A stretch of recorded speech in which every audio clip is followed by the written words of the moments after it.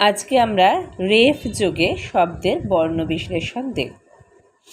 কোনো ব্যঞ্জন বর্ণের আগে যদি র যুক্ত থাকে তাহলে তাকে আমরা রেফ যোগে শব্দ বলতে পারি। এবার দেখি প্রথম রেফ যোগে শব্দ গর্ত আছে।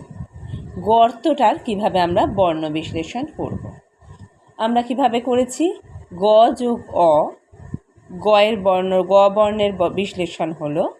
এবার হচ্ছে তয় রেফ, র যোগ ত, তয়ের আগে র যুক্ত ছিল বলেই তয়ের মাথায় রেফ হয়েছিল, যোগ অ। এরপরে চলে যাই পরের শব্দটার বর্ণ বিশ্লেষণে। প যোগ অ যোগ দয়ের মাথায় রেফ আছে, তাহলে আমরা আগে র যোগ করব, র যোগ দ। আকার আছে দয়ের পাশে, তাই জন্য আমরা আ লিখলাম। এরপরে চলে যাই অর্জন শব্দটাতে। অ নিজেই স্বরবর্ণ, তাই অটাকে লিখে দিলাম। এরপরে বর্গের জয় রেফ আছে, তাহলে আগে র লিখলাম, যোগ বর্গের জ, যোগ কোনো কার নেই তাই অকার দিলাম, যোগ দন্তের ন, যোগ অ।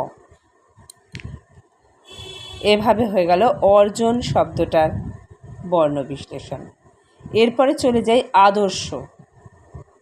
এখানেও আ নিজেই স্বরবর্ণ, তাই আ লিখলাম, যোগ দ লিখলাম, কোনো কার নেই অ লিখলাম।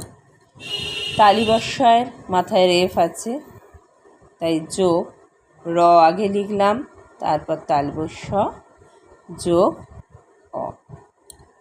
হয়ে গেল আদর্শ শব্দটার বর্ণ বিশ্লেষণ। এরপরে চলে যায় নির্বোধ। দন্তের ন যোগ হস্যই, যেহেতু হরস্যইকার আছে দন্তের নয়ের সঙ্গে, যোগ র আছে, বয় রেপ, তার মানে আগে র আছে, র যোগ ব। ওকার আছে তাই ও লিখলাম, নির্ব হলো। এবার ধটাকে বিশ্লেষণ করব, যোগ ধ যোগ অ। এইভাবে আমরা রেফ যোগে শব্দগুলোর বর্ণ বিশ্লেষণ করতে পারি। এইটা মনে রাখতে হবে, রফলা যখন করেছিলাম তখন শব্দটার পরে র যুক্ত হয়েছিল, রেফ যখন করব তখন বর্ণটার আগে আমরা র যোগ করব।